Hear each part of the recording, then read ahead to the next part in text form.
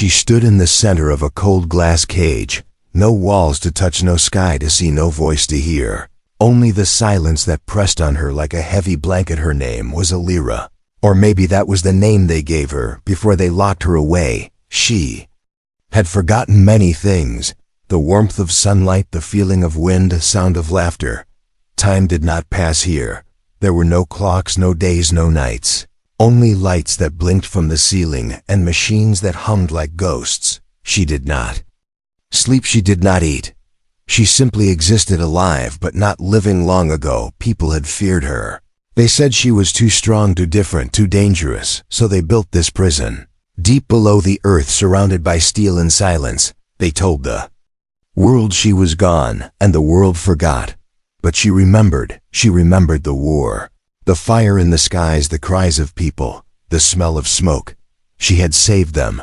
She had stood in front of the enemy. Her body burned, her mind broke, but she stood. Because they needed her, and when the war ended, they smiled at her. Then they chained her. Alira stared at her hands. They were pale and thin, almost see-through. Once they could shape stars, now they trembled. She had not touched another soul in 43 years, not a single hand, not a single hug, not even a voice, until now something changed today. It started with a sound, not the usual hum. This was different, a soft click like a door opening far above. Then footsteps, slow and careful, echoing down the metal house. Alira tilted her head. She felt it before she saw it, a presence. Warm, human. Her heart forgot how to beat. Her breath caught, though she did not need air. Someone was coming. The lights flickered. For the first time in years, the air moved. Dust danced like tiny stars in front of her eyes. Then she saw him, a man, wearing dark clothes covered in dust and scratches. His face was tired, his eyes sharp. He looked at her not with fear, but with surprise. He stepped closer. His boots echoed on the white steel floor. He touched the glass. Alira moved back. Her body shivered, not from fear, but from something else, something old. Something soft. The man whispered, "I thought this place was empty." Alira did not speak. She could not. Her voice had been locked away too, but her eyes met his, and for a moment, something passed between them, a memory, a feeling, a spark. The man looked around. He touched a panel. It blinked red, then green. A soft hiss filled the air. The door opened, cold air rushed, and Alira stepped back into the shadows. Her body trembled. She had dreamed of this moment for decades, but now it felt unreal. The man stepped inside. He raised his hands. "I'm not here to hurt you. I didn't know you were real. I'm just looking for old tech." Alira stared. Old tech? Was that all she was now? He saw the hurt in her eyes. "I didn't mean it like that," he said. "You're alive, you're still here. That means something." His voice was soft, not like the scientists, not like the soldiers. He sounded like someone who had lost things too. He took a step forward, then another. He was close now. So close she could feel the heat from his skin. Alira lifted her hand. It moved like it belonged to someone else, slow and unsure. His hand met hers. No gloves, no suit, just skin, warm, real. Alira gasped, not from pain, from memory. This feeling, this simple touch. It was everything she had lost. And then he said the words she thought she would never hear again. "You're not alone anymore." Alira closed her eyes. For the first time in years, she felt the weight of her tears. Warm, human. Outside the chamber, the alarms began to scream. The vault had awakened, but Alira did not move. She kept her hand in his. Her heart beat again, slow, strong. The silence was broken. The glass cage was open, and Alira was no longer forgotten. His name was Joran, but he did not speak it often. Names were not useful in his world anymore. What mattered now was staying alive. Finding food, finding power cells, avoiding scanners. And maybe sometimes finding lost places like this. He had not meant to come here. He followed a broken signal, a whisper from old satellites. It led him to the black zone, the place even maps refused to show. People said monsters slept here. People said no one ever returned. Joran was not brave. He was desperate. His ship was dying. His fuel was low. He needed a miracle. What he found was her. He never believed in legends. He had heard stories of the woman in the vault, a living weapon sealed away before he was even born. He thought it was just noise made by rebels and dreamers. But then he stepped into the dark, and he saw her. She was standing still like a statue made of starlight and silence. Her eyes held centuries of pain and something else too. Something that made Joran forget to breathe. He had come here for scrap, for tech, maybe a weapon. But he found a soul. Joran was a man who had seen too much. He had seen ships explode. He had seen cities burn. He had seen children turn into soldiers, and then into dust. He had forgotten how to care. But now something inside him cracked. Her hand was in his. Small, cold, fragile. But she did not pull away. There was no fear, only something strange like recognition. As if their lives had crossed before in a dream or in another world. Joran wanted to speak, but words felt too heavy, so he simply looked into her eyes. And she looked back. Outside, the sirens screamed. Red lights painted the walls with warning. The vault was waking up, and now it wanted to. Close again. Joran grabbed her hand. "We have to go," he said. She nodded. Her steps were slow, like she was learning to move again. Her body swayed. He held her steady. She was light as wind, but her touch felt like fire. Old fire, ancient power wrapped in skin. The corridors were narrow walls covered in wires and dust. He pulled up the map on his wrist. It blinked in and out. Static everywhere behind them. The door shut with a heavy clang. Joran didn't look back. The vault did not forgive. He glanced at her. She was watching the walls, as if remembering something. Sometimes she whispered things, not to him, to the air, to the past maybe. The vault was not empty. It breathed. Mechanical eyes turned in the ceiling. Turrets dropped from panels. Joran raised his blaster. But before he fired, she lifted her hand. The machines froze. No shots, no sparks. They simply stopped like puppets without strings. Joran stared. "What did you just do?" he asked. She turned to him. Her voice was soft like a forgotten song. "I told them to sleep." He nodded. He did not understand, but he felt no danger from her. They kept moving. Through tunnels of silence and memory. Through doors that opened without codes. As if the vault remembered her. As if it still served her. Joran noticed the way she touched the walls, like they were alive, like they were friends who had waited. "Who are you?" he asked. She paused. She looked at her hands again. "Once I was called a Lyra. Once I fought beside your kind. But they feared what I became, so they buried me." Hera. Joran frowned. "That was before I was born. They say the war ended 100 years ago." She nodded. "Time feels different when you are forgotten." Joran didn't reply. What could he say? He had spent his life running. She had spent hers waiting. They reached the elevator. It was rusted and old, but it groaned to life when she stepped in. Joran followed. The lift shook as it rose higher and higher toward the broken world above. He looked at her again. Her skin glowed faintly like stars behind glass. She closed her eyes. Outside, explosions echoed. The vault did not want to lose its secret. The elevator burst through the ground. Dust and light filled the air. Joran pulled her close. He covered her head as the wind howled. Then silence. They were outside. The sky above them was gray, the land broken, but free. Lyra opened her eyes. She blinked against the light. She stepped on dirt for the first time in decades. Her knees buckled. Joran caught hers. She looked up at him.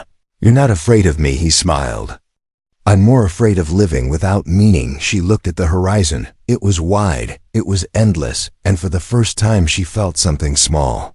Something quiet. Hope. Behind them the vault sealed itself again.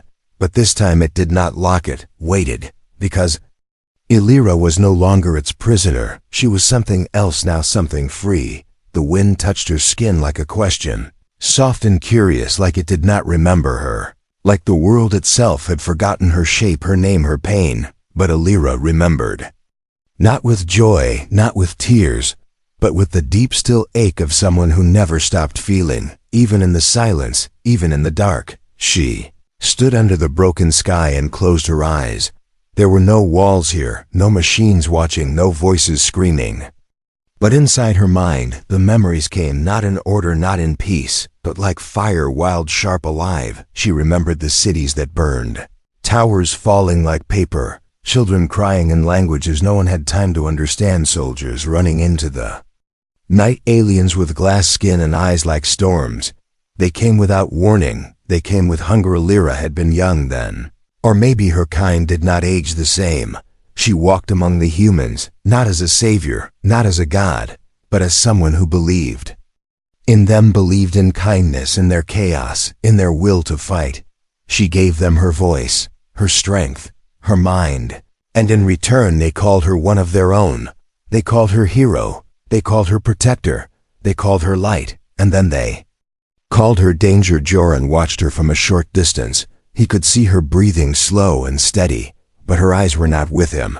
They were looking back. Far back. He sat near a broken tree. His scanner blinked, low power, low signal, low chance, but he stayed quiet. He knew the weight of memory. He carried his own. Lyra opened her hands. She remembered using them to lift ships from rubble, to heal broken spines, to stop bullets in the air. She remembered how the humans cheered, how they smiled when she saved them, how they cried when they saw what she really was. She had not changed. She had not hurt them. But their eyes had changed. They grew cold. They grew afraid and fear. Fear built cages. She remembered the council suits and medals and fake smiles. They said it was for peace. They said it was protection.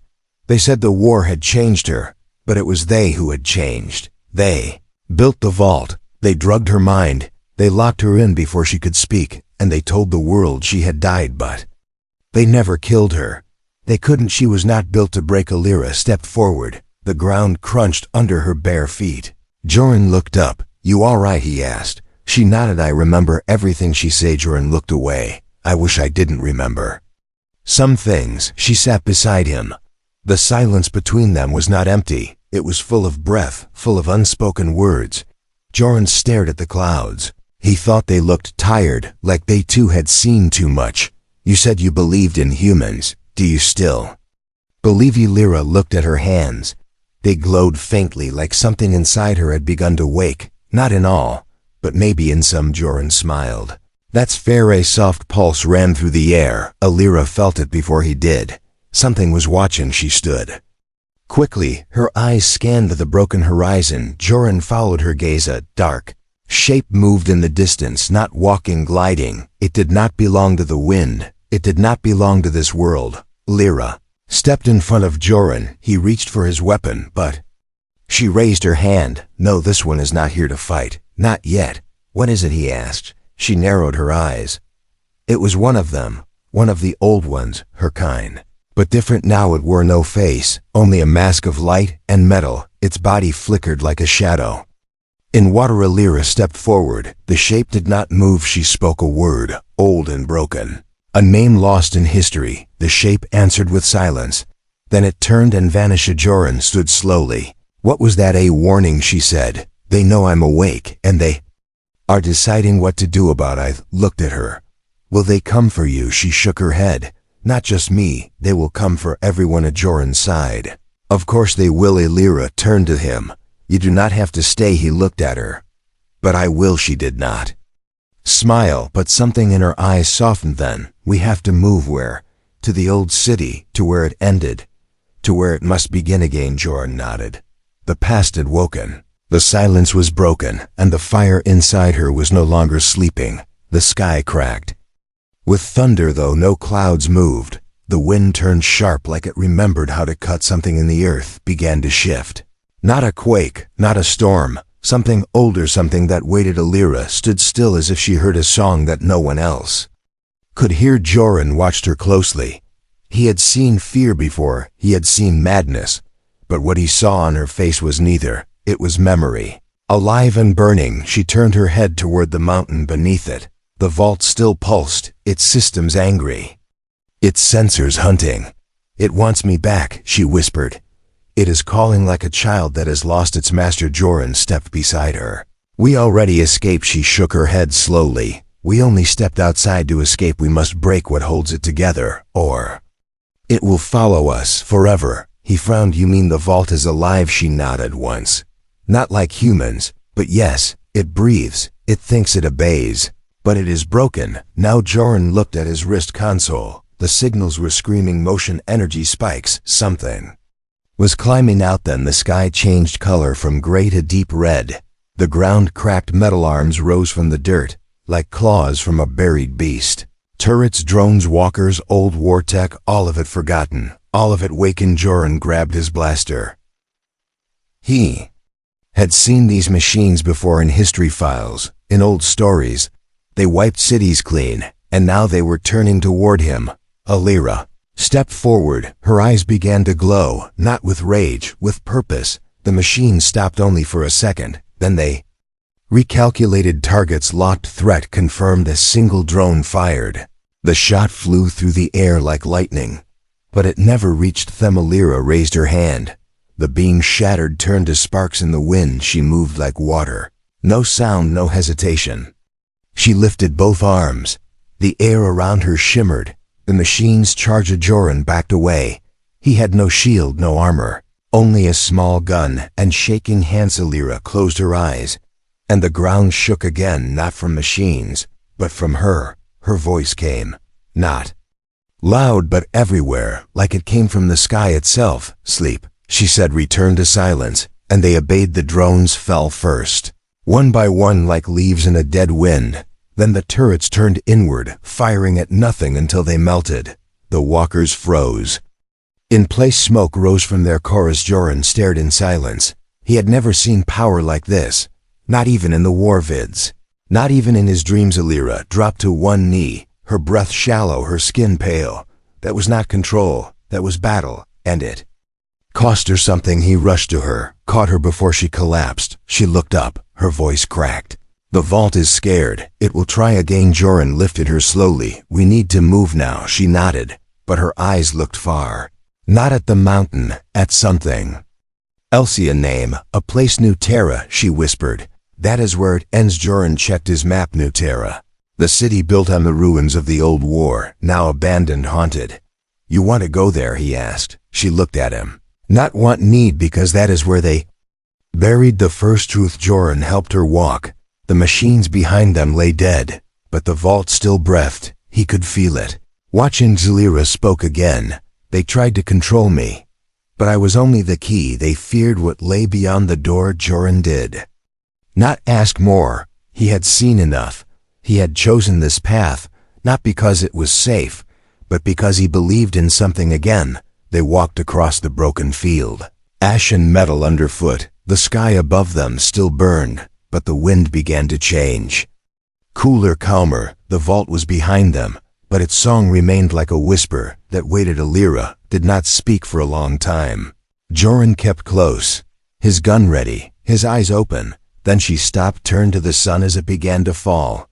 She lifted her hand for a moment. The light touched her skin, and she smiled. A small thing, but really remember warmth. Now she say. Joran looked at her, and I remember hope. They kept walking toward New Terra, toward the place where the war began, and where something even older now waited, because escape was not the end. It was the beginning. The night came without stars. The wind turned slow, like it feared what might follow. Joran and Alira walked through the ash-covered plains with only silence as their guide. The world around them whispered in forgotten voices. Every step forward felt like a step deeper into a memory they did not choose to keep. Alira's eyes scanned the distance, the ruins of New Terra still far away, but she felt something closing in, something cold. Something that did not belong to the world, but came from it. Joran walked beside her, his hands never far from his weapon, his mind never far from fear. He did not fear Alira. He feared losing her. They stopped at an old road cracked by time beneath. It ran wires long dead. A sign hung half broken, letters faded. New Terra 5 kilometers. Joran checked his scanner. The signal blinked red. Another life form was near. Not animal, not machine, but trained and fast. He looked at Alira. She already knew he is here. She said, they have sent a hunter. Joran raised his blaster. You sure? She nodded. Once I can feel his shadow. They moved again, but slower, more careful, eyes watching the rocks, the hills, the sky. Then he came, not with noise, not with warning. He dropped from above like a knife made of silence. Armor, black helmet, smooth eyes glowing red. No words, no mercy. Joran fired. The shot missed. The hunter moved too fast. Alira raised her hand. Energy sparked. The hunter dodged again. He threw a blade. It flew like lightning. Alira caught it with her palm. It hissed against her skin, but did not break her. Joran ran to cover. Alira stood still. She knew this was not just battle. It was a test. The hunter circled, studying, not afraid, not angry, just focused. Cedron shouted, "Why is he after you?" Alira answered without turning, "Not us, me." The hunter lunged again. Fists glowing, feet silent. Alira met him in the air. Their powers clashed like thunder. Without sound, dust flew, rocks split, trees bent. Joran could only watch. Alira moved with grace, the hunter with speed. They struck, blocked, turned. It felt like watching two storms dance, but Alira was growing tired. Her time in the vault had left scars. Her strength was deep, but not endless. The hunter saw it. He pressed harder. Then Alira did something strange. She stopped, lowered her hands. The hunter paused. Confused, suspicious. Alira looked at him and spoke, not with words, but with her mind. "I know who you are." The hunter froze. "You were like me once," she said.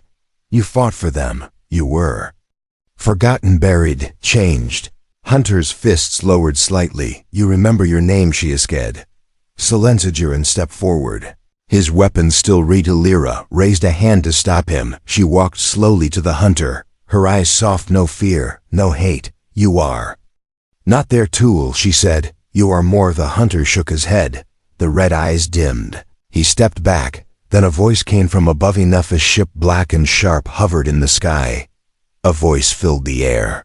"She is a threat. She must not reach New Terra." Alira looked up, and for the first time she remembered the voice. It was one of the council. Old, cold, still afraid. "You still fear what you do not understand," she said. The voice replied, "We fear what cannot be controlled." Ele turned to the hunter. "You have a choice now." He looked at her, then at the ship, then at his own hands. He stepped as it. Alira walked past him toward New Terra. Joran followed, his heart racing. The ship watched but did not fire. Not now, not yet. The hunter faded into the shadows. Alira and Joran kept walking. The ruins of New Terra rose before them, broken towers, silent streets, memories trapped in stone. But something pulsed beneath the ground. Something. Alira looked back once, then forward again. Not hunted now, not hiding, only walking toward the truth. The city of New Terra stood like a graveyard made of metal and silence. No lights, no voices, no machines. Only wind moving through empty towers. Only memories trapped in broken glass. Alira stepped across shattered stone. Each step took her deeper into what once was a dream for humanity, a place built after the war, a symbol of peace, of future, of healing. But peace never came, only more fear, more control, more forgetting. Goran followed without speaking. His eyes scanned every shadow. His hand never left the grip of his weapon. But he was not watching for enemies. He was watching her. Alira was changing. He could feel it. Her skin shimmered like starlight. Her eyes no longer reflected pain, but something deeper, a storm soft and terrible. They moved through the ruins, past signs of a life long gone. Children's shoes, a playground turned to rust, screens frozen on old news. Then they reached the center, a garden made of stone. Dead trees stood in circles. At the heart was a door, round and sealed, marked with a symbol that pulsed like a heartbeat. Alira placed her hand on it. The stone melted away like dust in wind, revealing a stairway made of black glass. Joran stepped beside her. "You sure about this?" She looked at him. "Not sure, just ready." They walked down together. Each step echoed. The air below was thick with silence, and something else like waiting at the bottom, a room round and silver. Walls covered in old code, floating lights. No sound. Alira touched the floor. Her eyes close. Joran waited, his heart loud in his chest. Then the lights changed. The walls came alive. A voice filled the chamber. Not male, not female, just ancient. "Welcome, Alira. You have returned. Final protocol. Unlock." Joran stepped back. "What is this place?" Alira opened her eyes. "This is the core. This is where I was made, not born." Maddie. Joran stared. "But you are alive. You feel things. You're not a machine." Ella smiled softly. "Maybe I am both. Or maybe I became more." She turned to the light. "Show me what was hidden." The room shifted. Images filled the air. War. Not the one Joran knew, an older one.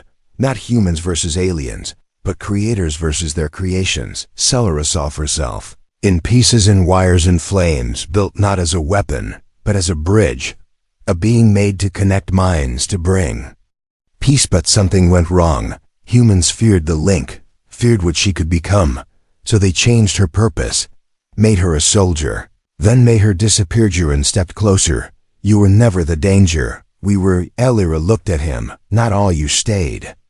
You chose to see me. He reached out, touched her hand. It was warm, not just from energy, from feeling. You are not alone anymore, he said. She closed her eyes, her breath slow, her heart steady. Then the light cracked, the voice changed. Intrusion detected. The chamber shook. They are coming, she whispered. Joran pulled his blaster. We stand or we ruin. Elira looked at him. We stand above. The sky turned black. Ships arrived. Fast, silent, deadly. The council had sent more than words this time. Elira stood in the center of the core, her power rising, her mind opening. She could feel everything, the fear in the air, the anger in the metal, the hope in Joran's hands. She reached out, touched his face. You gave me something they could not. You gave me warmth, without asking for anything back. Joran held her hand. You gave me purpose. The chamber burst open. Soldiers came with rifles and orders, but Elira did not move. She raised her arms, not to fight, to show them. The light inside her glowed, not red, not gold, but soft blue, the color of peace. The soldiers froze. The leader shouted fire, but nothing came. Their weapons turned cold. Their lights failed. Elira stepped forward, not with force, with truth. I am not your weapon. I am your mirror. I am what you feared, because I remind you what you could have been. The silence swallowed the orders. The soldiers lowered their guns. Joran walked beside her, his step sure, his heart open. They stood together, not as warrior and machine, but as two who chose to feel. And in that moment, the storm paused, not broken, but listening. The wind no longer moved. The sky held its breath. The soldiers stood frozen between duty and doubt, their rifles lowered, their eyes unsure. Before them stood Elira, not as a threat, not as a weapon, but as something more. Joran stood at her side, his hands empty, his voice silent, but his presence stronger than any shield above them. The sky shimmered. A new ship arrived, larger than the rest, dark and smooth like stone pulled from space. It carried no flags, no lights, only silence. Then a voice came, sharp, cold, familiar. Elira looked up, her face calm, her heart steady. The voice continued, you were never meant to last this long. Your kind was made to obey, not to remember, not to feel. Elira stepped forward, her feet bare, her body glowing. She spoke without fear. You built me to carry your peace, but when you saw what peace truly meant, you turned away. You shut the door. You called it dangerous. The sky ship opened. A figure stepped out, wrapped in armor, face hidden, but Elira knew that presence. It was the last of the creators, the one who signed her away, who ordered her locked in the vault, who buried the truth and called it safety. You chose fear over faith, she said. The figure raised a hand. You gave them power they could not control. I gave them connection, she replied. I gave them understanding. You gave them cages. The creator pointed at Joran. And now you walk beside one of them. What will he do when he sees what you truly are? Joran stepped forward. I already see her, and I stay. The creator's voice cracked. You are choosing to fall with her. Joran smiled. No, I am choosing to rise. The wind returned, slow at first, then stronger. It carried the sound of something deep and ancient. The core began to hum. Elira felt it in her bones, in her breath, in her soul. It was ready. But so was the weapon hidden in the ship above. She felt it charge, a pulse, a beam enough to wipe this place from time. She turned to Joran, her eyes full of something old, not sadness, not fear, only choice. They will fire, she said. He nodded. Then we stop them, not with force, she whispered, but with truth. She stepped into the center of the ruins, her body rising from the ground, the light around her no longer soft. It blazed not as destruction, as memory, as unity. She opened her mind to the soldiers, to the council, to the sky, and they saw the wars, the lies, the promises. They saw her life, her pain, Her dream she gave them everything, and they could not look away. The weapon charged. The sky Krakajoran shouted her name, but she did not turn. She was no longer Illyra alone. She was all of them. Connected, open, human in the way that mattered most. She reached into the weapon, not with hands, with feeling. She found its heart, its fear, its code, its origin. She spoke a single word: remember. The beam never fired. The sky dimmed, the ship powered down.